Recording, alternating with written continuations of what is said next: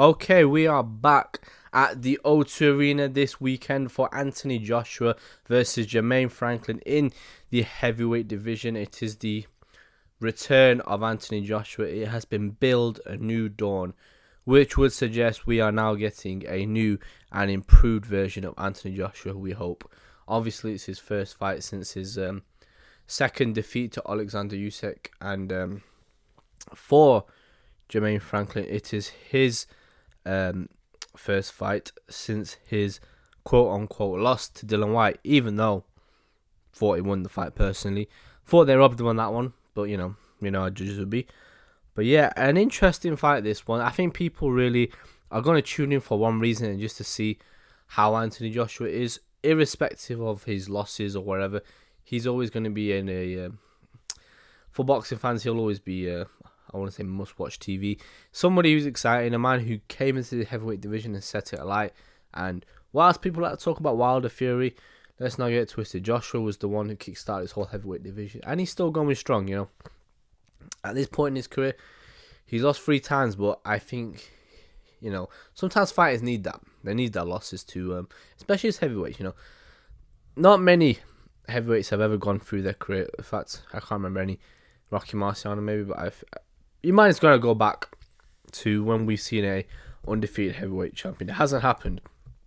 Fighters, heavyweights, whether it be Tyson, Ali, Lennox Lewis, Holyfield, all had to go through their trials and tribulations as fighters to get where they are. Nobody stays undefeated. The division is too powerful, it's too dangerous for that to happen. And with somebody like Anthony Joshua, I've said it before, his losses are often because of who he is, because of the superstar that he is. His losses get overanalyzed. You look at his losses. If you go all the way back to the Andy Ruiz fight, I did a video. The first video I did on my channel was about the narrative that happened or that has sort of surrounded Joshua Usyk, and I spoke in that fight that in the Ruiz fight, it was a very simple thing that happened. People often like to go crazy with it. Joshua hurt Ruiz, knocked him down. He then got so excited and so overzealous that he tried to knock him out and got caught. It happened so many times to fighters, and it will happen a million times more, I'm sure. It's nothing to really overanalyze. But that's the fight that people think kind of set Joshua on this path to sort of not being that destructive giant that he was. A lot of people think the Ruiz fight is what did it, because fights after that he fought him again, Ruiz, but was a bit more safer behind the jab. And he then fought Pulev after it, I'm pretty sure, and got the knocked him out, but wasn't particularly impressive in that fight. I mean, he fought well, and there are little things that Joshua does that never really get praised.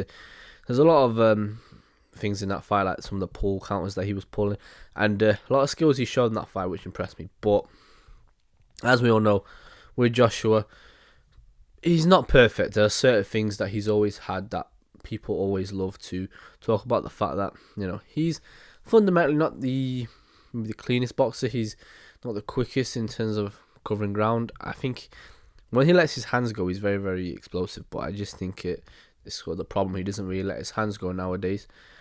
And we all know as well, there's a moment in fights where he tries to get you out of there, and if you can survive the barrage, he takes about 3 rounds to recover. So there's a lot of things in Joshua's game that needed mending, and I'm interested.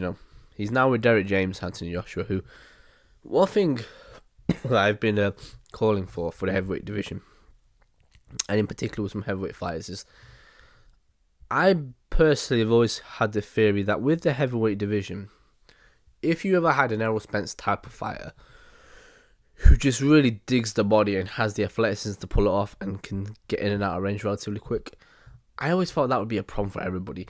Deontay Wilder in his fight with Tyson Fury the second time around, he was tired from Tyson Fury constantly sort of weighing on him, but people kind of dismissed the body shots. Fury landed some wicked body shots and dropped him in I forget what round it was, but he dropped in the second knockdown he got in that fight was from a body shot. You look at Tyson Fury, Wilder caused him, or I didn't want to say causing problems, but had a lot of success with Tyson Fury jabbing to the body in their third fight. And I look at someone like Fury, he's so big, and he's even said himself when he was going through that sort of stage where he didn't really care about boxing. He even said like best way to beat him was just to go to the body because you're not going to knock him out. He's too big, so you chop the tree down from the in the middle, if so to speak, from the roots. And I think with Anthony Joshua, I've said for a long time, this guy has the perfect frame for it. Joshua can knock you out, but what he isn't a fighter like a Wilder who he touches you and you go. Wilder has freakish power like that. Wilder is a hard hitter. Joshua is extremely heavy-handed. I think there's a difference. With Joshua, he can knock you out with one punch. But in my opinion, the way you are going to see him set up these destructive knockouts is by almost being a bit more smart and economical and breaking an opponent down and then getting a knockout. Joshua can pick you apart at range with his... against Charles Martin, he did this way. He was constantly landing the right hand over the southpaw. And against Klitschko, we saw, his athleticism, the way he was able to, and the youth of weathering the storm, then coming back and almost springing on him and really showing that that explosive side to him. And with Dylan White, we saw this as well. But again, it took him a while to get him out of there. With Tyson Fury, he's another one. Tyson Fury can't... Right, I know he's not Dylan White out with the uppercut, as did Joshua, as did Povetkin. Dylan White has this weird spot on his chin where you hit him with an uppercut, he just goes. I don't know what it is. And when I say goes, it's not as if he just gets knocked down. He, folds completely. So I don't know what it is. But with Fury's not got that type of power either. Fury takes longer than Joshua would, in my opinion. If Joshua fought Deontay Wilder with the approach that Fury did, in my opinion, I don't think Wilder would have been able to. And Wilder might land the right hand, but I just feel like the power that Joshua's got and the athleticism, the speed, the way he throws punches, I just think he would have got him out there before Wilder could even mount a comeback. And it's a difference. Fury's not really used to that style. He started off his career being a long-range guy who picks you apart at range and is a clever boxer. He's not a come-forward, aggressive type of fighter. The Kronk, Jim had to sort of drill that into him. He's also not aggressive in negotiations, as we saw. But regardless, I think Joshua had the perfect style for that. And has the perfect style. And I personally think that Ron McCracken and her team did a disservice by him by not really... I don't know, sometimes people or trainers like to almost work on their weaknesses too much to the point where I feel like with fighters, if there's a fighter who has a specific attribute, a lot of times the trainer will try and smooth out all the other areas without catering to it. So what I mean by this is I look at somebody like, who would be a good example of this? Deontay Wilder maybe is a good example of it. His trainers have not once in his career ever told him or have ever really taught him to be a slick boxer. Why? Because I think they realised at a certain point you're not going to change him. So what they did is they catered everything that they want to teach him around that power. How you land the right hand. Instead of teaching how to throw that left hook to the body to knock someone out or to try and be a bit more pressurising, they taught him ways to set up the right hand in different fashions. And even though, people kind of like to talk about Wilder being a one-trick pony, and he is, don't get twisted, but he's a one-trick who can land that trick in different ways. And we saw against Helenius, he landed the right hand almost somewhat going backwards. Against Tyson Fury, he landed the right hand when Fury was coming at him. In the first Fury fight, he landed the right hand and the left hook. So there's a variation of ways Wilder can land the right hand on you. And yeah, I just think sometimes that happens in boxing when trainers almost go too far and try and take all of the good stuff away from a fighter and just focus on the bad. And what you do then is you end up almost having a very average fighter who doesn't really excel in anything. He's not a master of anything, he's just good at everything. And I think that's what they did with Joshua. They almost took away what made him good, that aggressiveness. They tried to make him more of a heavyweight Canelo, which he's not that. He'll never be that. Either way, my point where I'm going with this is Anthony Joshua is now with a new trainer. I felt like that Errol Spence style, obviously you do it a different way, but that style of going to the body, breaking your opponent down from the midsection upwards, I think would be so effective in the heavyweight division. He is now with Derek James, who we all know is the trainer of Errol Spence, as well as Jamel Charlo. Someone who has taught a fighter to fight in that way. I mean, maybe taught is the wrong word, because Spence was always like this from a young age. But someone who has a fighter who fights in that exact way, who breaks you down, goes to the body, he's aggressive. This is, I think, as perfect a move as Joshua has made in his training. Robert Garcia is good, but to me, it was a little bit last minute. It felt like he kind of was doing it for the money, Garcia, I can't lie. With James, I feel like there's a lot he could teach Joshua. And a lot he could get out of it. Joshua's talking about retiring after this fight, which I don't know if it happens or not. We'll have to see. But what I would say is, regardless, if he continues fighting, even if he loses his fight, he should continue with James, because I think the combination is very, very... I may have to see how it works on Fight Night, but I just feel like it just feels like the right match, in my opinion.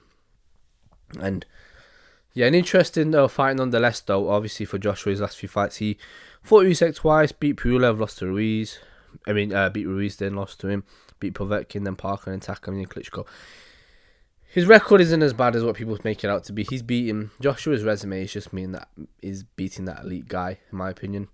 I said it, if he'd beaten Usyk, I would have put him at the top of the heavyweight division, because then his resume would be perfect. And if he beats Fury or Wilder, I don't think he's ever beaten Usyk. I don't think they're fighting again. But if he just beats one of them guys, I think he's in the discussion, I think, for the best heavyweight. So...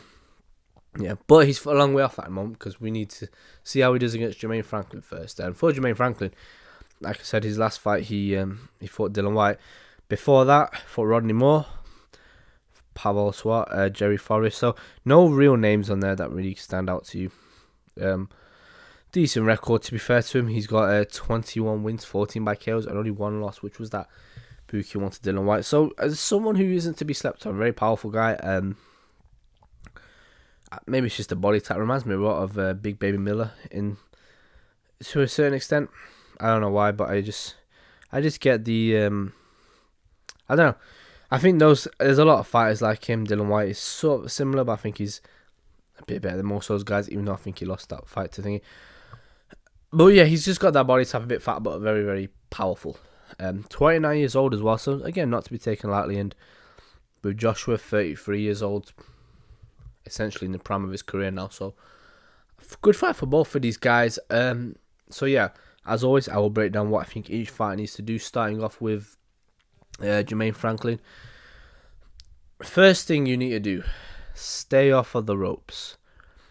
I think in this fight Joshua will be aggressive. I don't think he'll be crazy and stupid, but I do think he'll be aggressive.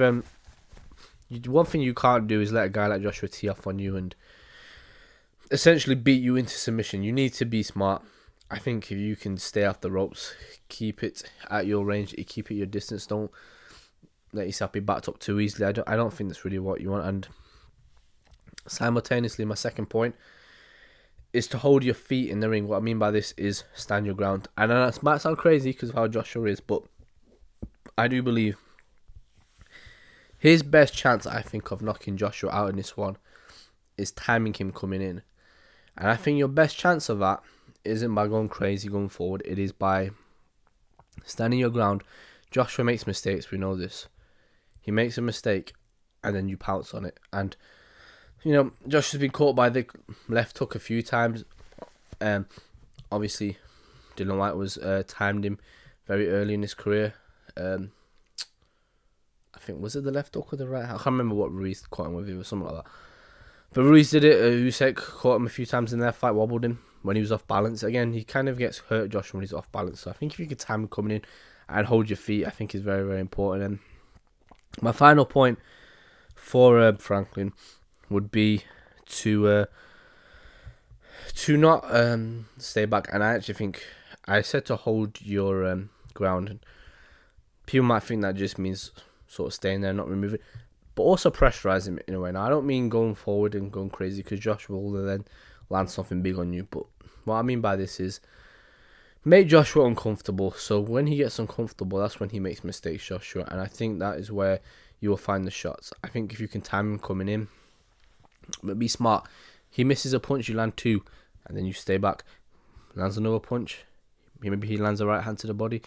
You make him think you catch him with the left hook.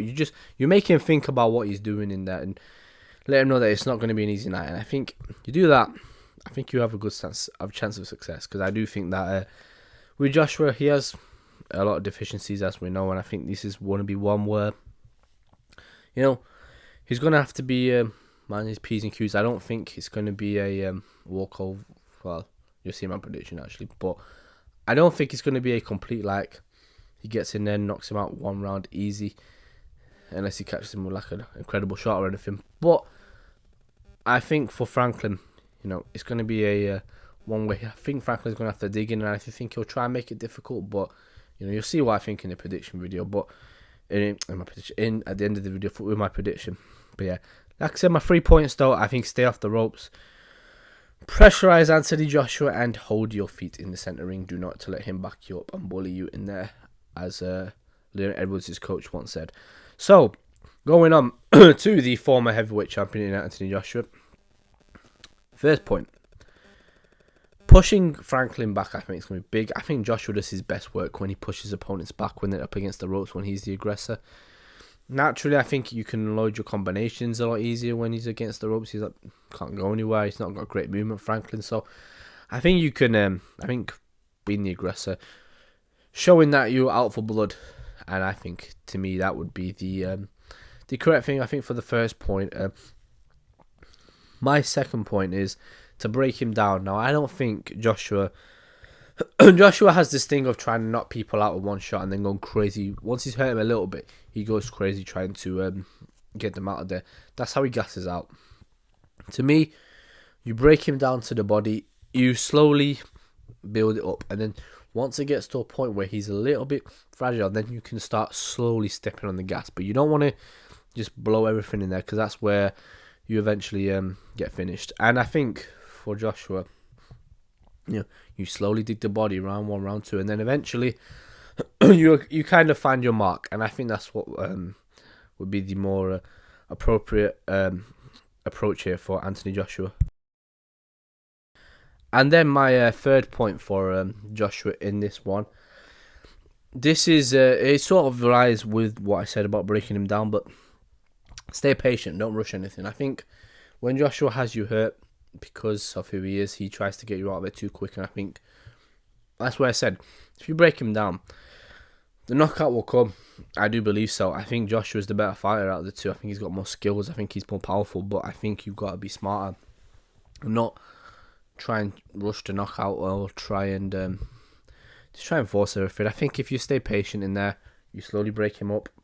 I think once you do that, I think that's where the problems will come for Franklin. I think for Joshua, like I said, my 3 points: breaking him down, pushing him back, and staying patient. Don't rush anything. And I think these are, almost staples of what Errol Spence tends to do. Spence pushes his opponents back. He does break them down with the body shots, as we know. And he's somewhat patient in there. Spence welterweight is a very different skill level to heavyweight, so it's hard to say. But I do think that for me, for both of these guys, like I said, I think for Joshua, push him back, break him down, and stay patient. I think for Franklin, staying off the ropes, pressurizing AJ, and holding your feet in the ring. And I think these would be the more, these more sensible things for both of these guys to get the victory. Now, on to my prediction. What do I think happens in this one? I think Franklin's dangerous. I think he's a potential banana skin for AJ, banana peel. But I just think with Anthony Joshua, I think it's the right move. I think he seems to have cleared his head from all them yes men. I don't really see, he's not in the UK. He was out in training in Dallas. That's what I like. I don't want to see him. I think it was in Dallas anyway. It was in Texas, I know that. But I don't want to see him around the UK because he's too much of a superstar in the gym. In Derek James's gym, Spence is the guy, Charlo's the guy. You're not the main guy in that gym. Those guys are. They've achieved more in the sport than you. And I think, to me, these are the things that I think Joshua needs. He needs to be surrounded by these type of fighters. And guys, even with Errol Spence before has talked about how he thinks Wilder will knock Joshua out and how he's got a bit of a glass jaw. These are the type of things that you need. You need to be out of your comfort zone a little bit. And to me, I think this move will be good for him. I don't know whether he'll beat Fury, Wilder, or whoever. But I do know that Anthony Joshua, I think he's very talented as a heavyweight. And I think he has the potential to beat all these guys. It's just about how he can... it's almost a little bit like his approach in these fights.